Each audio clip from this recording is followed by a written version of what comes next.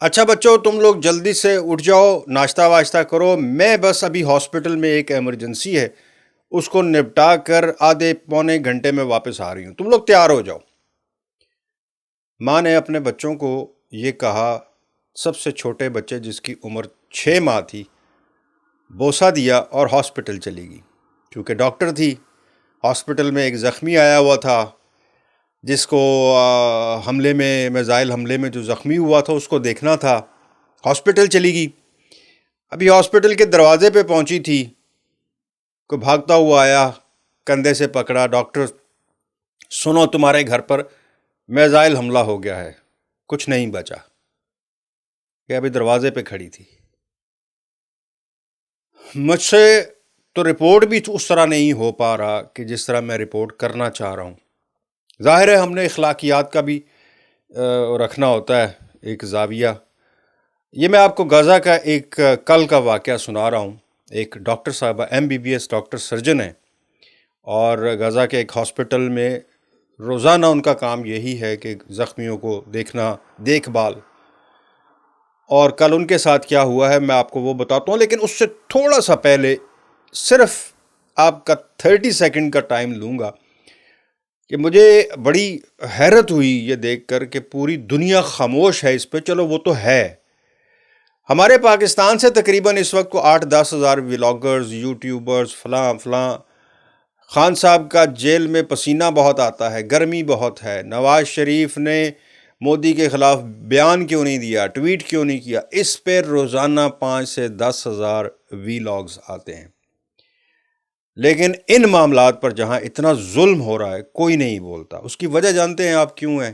قصور ان کا بھی نہیں ہے، آپ لوگ دیکھتے ہی نہیں ہیں۔ آپ کو IPL میں اور PSL میں اور جلسے جلوسوں میں زیادہ ہے۔ وہاں کیا ہو رہا ہے غزہ میں، وہاں کسی کو دلچسپی نہیں، لوگ دیکھتے نہیں ہیں، اس لیے ولاگر بناتے نہیں ہیں۔ بناتے اس لیے نہیں کہ آپ دیکھیں گے نہیں، ویوز نہیں آئیں گے تو ڈالر نہیں آئیں گے، ڈالر نہیں آئیں گے تو اس کے لیے میں محنت کیوں کروں؟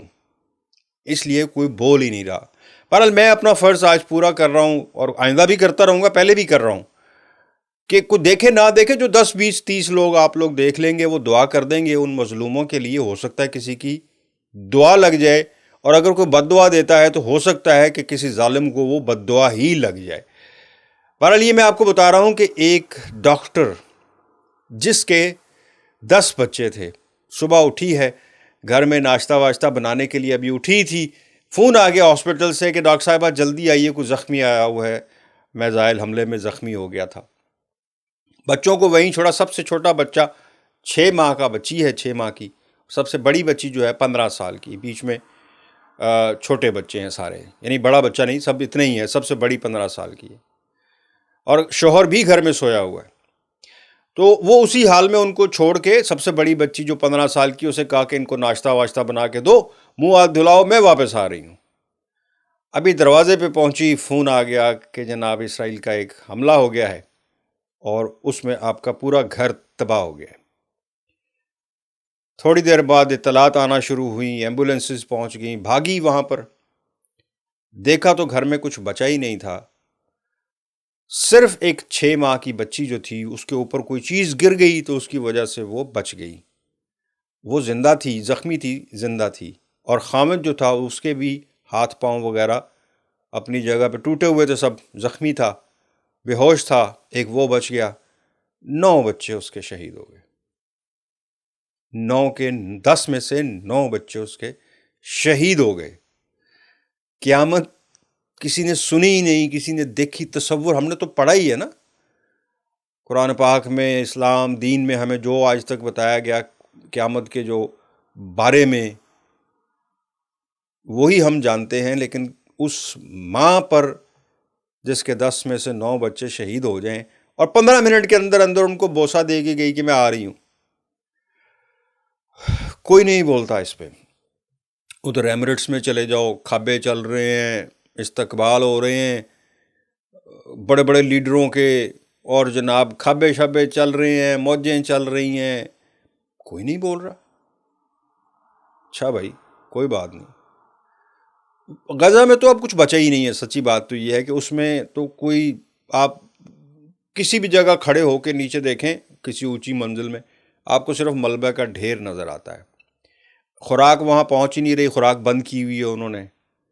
اور اسرائیل نے خوراک جو ہے وہ جو میں امداد کی بات کر رہا ہوں جو دوسرے ملکوں سے جاتی ہے، جو یونائٹڈ نیشن بھیج رہا ہے، وہ انہوں نے بارڈر پہ روکی ہوئی، وہ نہیں جانے دے رہے.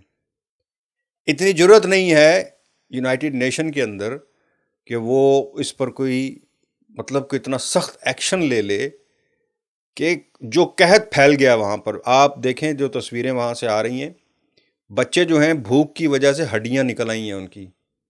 جس طرح ہم کبھی دیکھا کرتے ہیں نا تصویریں ادھر افریقہ کے علاقوں کی، اس طرح کی تصویریں جو ہیں وہ ان کی نظر آ رہی ہیں.